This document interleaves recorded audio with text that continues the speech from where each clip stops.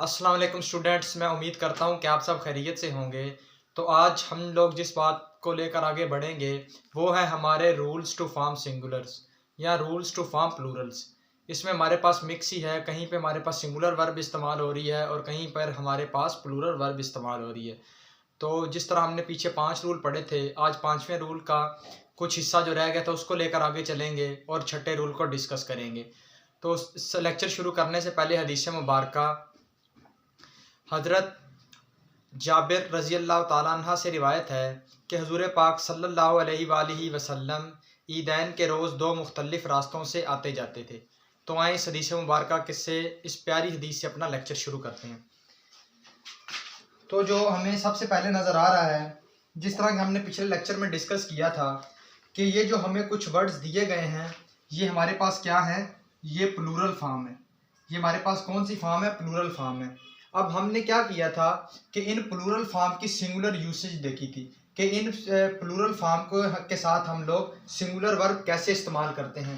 कि पीछे जिस तरह हमने देखा था कि हमने इधर कुछ वर्ड्स लिए थे और हमने देखा था कि जब वो मखसूस मायने दे रहे हैं तो तब वो किस चीज़ के अंदर इस्तेमाल होंगे, हमारे पास वो सिंगुलर वर्ब लेंगे।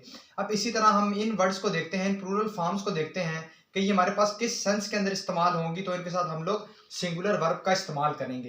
पहला हमारे पास है एथिक्स। जब एथिक्स आप लोगों के पास क्या हो, सब्जेक्ट हो, यानी कोई मजमून हो एथिक्स, तब आप लोग क्या करोगे, एथिक्स के साथ सिंगुलर वर्ब इस्तेमाल करोगे। इस तरह स्टैटिक्स, स्टैटिक्स आप लोगों के पास ये भी इसी तरह, जब आप स्टैटिक्स एक सब्जेक्ट पे बात करोगे तो आप लोग इसके साथ सिंगुलर वर्ब लगाओगे। इकोनॉमिक्स भी इसी तरह सब्जेक्ट।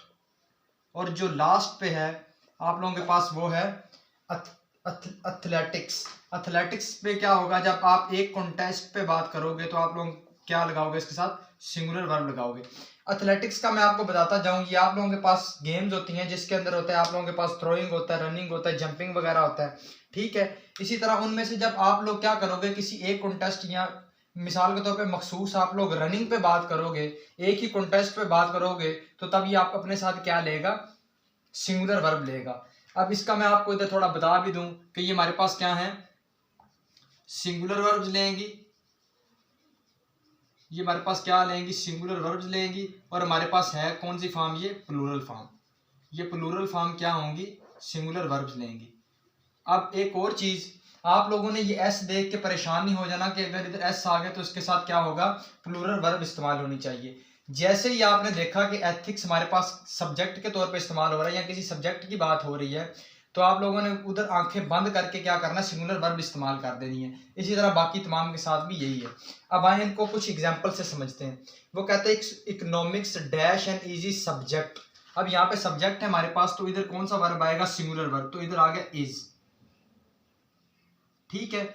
अब दूसरा जुमला है my daughter want to compete in athletics. अब ये हमारे पास जुमला गलत है। ये जुमला किस तरह गलत है, क्योंकि इधर हमारे पास क्या है, एथलेटिक्स एक कॉन्टेस्ट की बात कर रहा है कि वो कहता है मेरी बेटी किसी खास मुकाबले के अंदर हिस्सा लेना चाहती है। अब यहाँ पे जब हमारे पास वर्ब इस्तेमाल हो रहा है, वो कौन सा इस्तेमाल हो रहा है, वो हमारे पास प्लूरल वर्ब इस्तेमाल हो रहा है। जबकि जब सिंगल कॉन्टेस्ट की बात होगी, वर्ब हमारे पास क्या आएगा, सिंगुलर। इसके साथ एस या एस लगाएंगे तो इधर एस आ गया। अब जैसे इधर एस आया तो इसका मतलब है उसकी बेटी किसी एक खास मुकाबले में हिस्सा लेगी, तो हमारे पास ये क्या बन गया, हमारे पास ये जुमला यहाँ पे सही हो गया। मुझे उम्मीद है इस मिसाल से आपको समझ आ गई होगी। अब अगर economic dash social science is, इधर क्या आ जाएगा, इकोनॉमिक्स इज सोशल साइंस, ठीक हो गया। इसी तरह अगर स्टैट्स हमारे पास है, तो वो इसको अगर हमने सेंटेंस में इस्तेमाल करना हो, हमने देखना हो कि इसके साथ इज आएगा यार, तो हम बोलेंगे statics is helpful in weather forecasting. के मतलब स्टैटिक्स हमें क्या मदद करती है, वेदर वगैरह फोरकास्ट करने में। उसके बाद अगर इस एक और मिसाल लेनी हो तो statics is very useful in score card. के मतलब जो आपके पास स्कोर कार्ड वगैरह दिखा रहे होते हैं मैच वगैरह के अंदर, उसके अंदर भी स्टैटिक्स का बहुत ज़्यादा इस्तेमाल होता है। तो मुझे उम्मीद है आपको इस पार्ट की समझ आ गई होगी। तो हमारे पास इसकी सिंगुलर यूसेज रूल 5 कंप्लीट हुआ। अब नेक्स्ट पे चलें तो हमारे पास रूल नंबर 6 है। आपको कुछ लफ्ज़ दिखाए गए हैं। अब इन वर्ड्स को आपने क्या करना है, अपने जहन में बिठा लेना, या इन वर्ड्स को आपने क्या करना है, याद कर लेना। अब इन वर्ड्स को याद करने से आपको क्या फायदा होगा, ये हमारे पास क्या वर्ड्स हैं, ये हमारे पास क्या है, सिंगुलर फॉर्म है। ये वर्ड्स हमारे पास क्या है, सिंगुलर फॉर्म है। ठीक है, तो ये क्या करेंगे, अपने साथ जो वर्ब लेंगे वो भी हमारे पास क्या होगा, सिंगुलर वर्ब, मतलब सिंगुलर फॉर्म सिंगुलर वर्ब भी अपने साथ लेंगे। मिसाल के तौर पे हमारे पास पहला सीनरी दिया गया है, तो सीनरी की आपको इधर मिसाल नजर आ रही है, वो कहता है द सीनरी ऑफ मरी। इधर क्या आपके पास आना चाहिए, वर्ब आना चाहिए इज या आर, इज, क्योंकि सिंगुलर फॉर्म है तो ये अपने साथ वर्ब भी कौन सा लेगी, सिंगुलर वर्ब भी लेगी। उस तरह हेयर आ गया, hair, her hair is beautiful. याद रखना ये हमारे पास अनकाउंटेबल सिंगुलर फॉर्म है। ठीक है, अनकाउंटेबल सिंगुलर फॉर्म, और ये अपने साथ वर्ब कौन सा लेगी, सिंगुलर वर्ब लेगी। मिसाल से आपको समझ जाएगा। अभी ये जिनके ऊपर रेड डॉट्स हैं ये हमारे पास एक्सेप्शनल केसेस हैं। एक्सेप्शनल केसेस कैसे हैं इनको इधर डिस्कस करते हैं। सबसे पहले हमें नजर आ रहा है वर्क्स। अब वर्क्स क्या होगा, अगर हमारे पास वो किसी राइटर का वर्क है या किसी आर्टिस्ट का वर्क है, या इसको आप आर्ट ही बोल लो। अब राइटर क्या होगा, अब जो राइटर होगा मिसाल के तौर पे अगर किसी शख्स ने कोई किताब लिखी है तो वो हमारे पास क्या होगा, वो पोइटर हो गया या राइटर हो गया। इसी तरह आर्टिस्ट या आर्ट इस चीज को कहते हैं कि कोई शख्स क्या करे, पेंटिंग बनाए या मुजस्मे तैयार करे और कोई उसको आकर देखे और उसको उस मुजस्मे को देखने के बाद या उस पेंटिंग को देखने के बाद उसको ये पता चल जाए कि आर्टिस्ट या इस आर्ट में हमें क्या चीज कहने की कोशिश की गई है, क्या बताया जा रहा है, उसको हम लोग आर्टिस्ट या आर्ट बोलते हैं। अब जब इस तरह का हमारे पास केस आएगा कि हम लोग किसी राइटर की बात कर रहे होंगे या किसी आर्टिस्ट वगैरह की बात करेंगे तो हम इधर वर्क नहीं इस्तेमाल करेंगे बल्कि वर्क्स। यहाँ पे तो वर्क था ना, इसके साथ एस का इजाफा हो जाएगा, वर्क नहीं इस्तेमाल करेंगे वर्क्स हो जाएगा।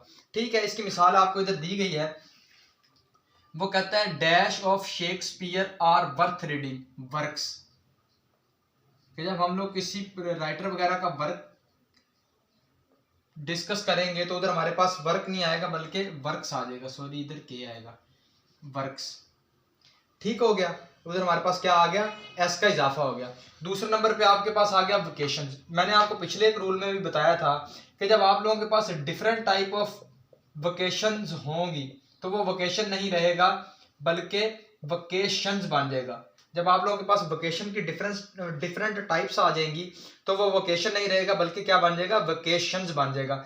मिसाल के तौर पे मैंने आपको बताया था कि अगर सिर्फ सर्दियों की छुट्टियां हैं तो उसके साथ हम लगाएंगे विंटर वोकेशन, लेकिन अगर सर्दियों और गर्मियों की इकट्ठी छुट्टियां हैं तो आप लोग कहोगे विंटर एंड समर वेकेशंस। ठीक है, तो मुझे उम्मीद है ये भी आपको पॉइंट समझ आया होगा। अब अगर हेयर व्हेन काउंटेबल, अगर आप लोग क्या करो, आप लोगों के पास जो बाल हैं वो आप लोगों के पास काउंटेबल हों, उनको आप लोग गिनती कर सकते हो, तो आप हेयर नहीं इस्तेमाल करोगे, उसके साथ एस लगा दोगे, हेयर्स बन जाएगा। अगर तो अनकाउंटेबल है तो हेयर, अगर काउंटेबल है तो आप लोगों के पास वो क्या हो जाएगा, हेयर्स, साथ एस का इजाफा हो जाएगा। इसकी मिसाल इधर आपको दी गई है, वो कहता है may be the dash of my head be counted but none can count my regard for you. वो कहता है कि मेरे सर के बाल तो शायद गिने जा सके लेकिन मेरे आपके लिए जो रिस्पेक्ट है, आपके लिए जो मोहब्बत है, उसको कोई क्या कर सकता है, नहीं गिन सकता। अब यहाँ पे हेयर की काउंटेबल की बात हुई तो यहाँ पे हेयर हेयर ना रहा बल्कि क्या बन गया, हेयर्स बन गया, इसके साथ एस का इजाफा हो गया। ठीक है, मुझे उम्मीद है ये पॉइंट भी आपको समझ आ गया होगा। नेक्स्ट आते हैं आप लोगों के पास अब्यूज। अब यहाँ पे जो अब्यूज इस्तेमाल हुआ है यहाँ पे खाली ई है, यहाँ पे इसके साथ एस का इजाफा किया गया है। अब एस का इजाफा क्यों किया गया है वो भी आपको भी बताते हैं। जब आप लोग किसी चीज के डिसएडवांटेजेस की बात करोगे, किसी चीज के नुकसानात की बात करोगे तो आप लोगों के पास अब्यूज ना रहेगा, अब्यूजेस आ जाएगा। अब्यूज के अंदर क्या होता है, आप लोग किसी सिंगल चीज को बुरा भला या गाली वगैरह देते हैं, इसका उर्दू मतलब बनता है गाली देना या बुरा भला कहना।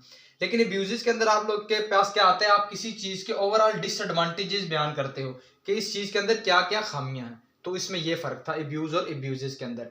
अब जब यहाँ पे इसकी मिसाल आपको दी गई है, वो कहते हैं ही described dash of science in his speech abuses, मतलब उसने क्या किया, उसने पूरी साइंस के क्या किए, ड्रॉबैक्स बताए। जब पूरी साइंस उसने पूरी फील्ड को ही पकड़ के क्या कर दिया, उसको डिस्कस कर दिया, मतलब डिसएडवांटेजेस क्या कर दिए, एक मतलब पूरी साइंस के डिसएडवांटेजेस हमारे पास आ गए, तो एब्यूज आ गया वहां पे, एब्यूज ना रहा। ठीक है, तो इसको आप लोग देख लें, मुझे उम्मीद है आपको समझ आ गई होगी। तो ये था हमारा आज का लेक्चर, जिसमें हम लोगों ने डिस्कस किया रूल नंबर 5 जो हमारा रह गया था, और रूल नंबर 6 मुझे उम्मीद है आपको समझ आई होगी। इंशाल्लाह नेक्स्ट लेक्चर में हम लोग रूल नंबर 7 और 8 पे बात करेंगे। तब तक के लिए इजाज़त दीजिए, अल्लाह हाफिज़।